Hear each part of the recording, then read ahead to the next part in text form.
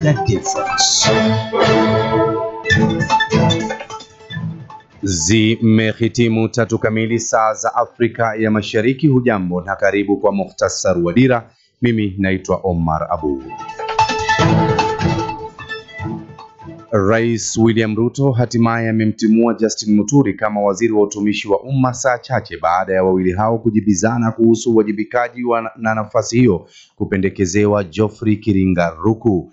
Muturi amekuwa akikosoa serikali na hata kufikia kususia vikao vya baraza la mawaziri kwa kutaka masuala ya mauaji ya kiholela na utekaji nyara ya vijana kujadiliwa katika vikao hivyo.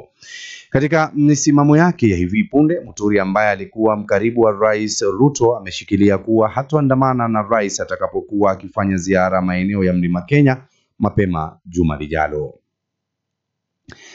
Rais William Ruto amefanya mabadiliko madogo katika baraza la mawaziri wiki moja baada ya shoka hilo kuangukia makatibu wa kudumu katika wizara.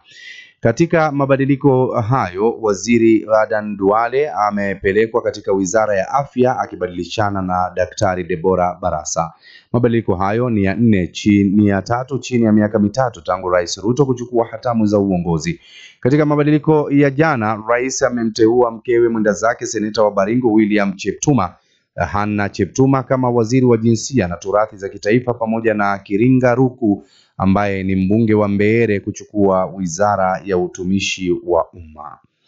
Mahakama imetupilia mbali ombi la aliyekuwa gavana wa Kiambu Ferdinand Waititu ya kuachiliwa kwa dhamana. Waititu aliwasilisha kesi mahakamani akitaka mahakama kuu kumpa idhini ya kuachiliwa kwa dhamana, jambo ambalo mahakama ya nchi ya chini ilikuwa imepinga wakati wa kuamuliwa kwa kesi yake. Jaji wa mahakama kuu Lucy Njuguna ameamua kwamba Waititu atalazimika kukaa kizuizini hadi Aprili 23 wakati mahakama itakapotoa uamuzi ikiwa inaweza kubadilisha rufaa yake au la.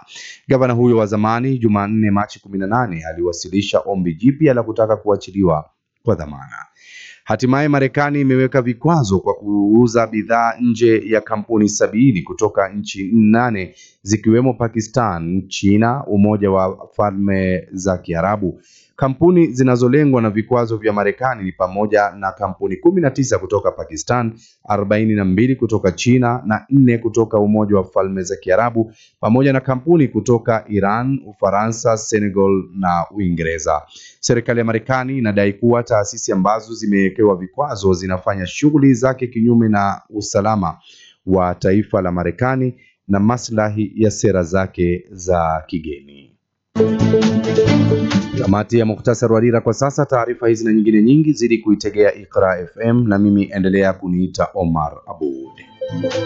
Kwa habari zaidi na matukio, endelea kutegea Iqra FM 95.0 au tupate mtandaoni moja kwa moja kwenye tovuti ya www.iqrafm.com au www.iqrafm.webradiosite.com, tukuangazie yote yanayojiri. Iqra FM 95.0, idhaa ya tofauti.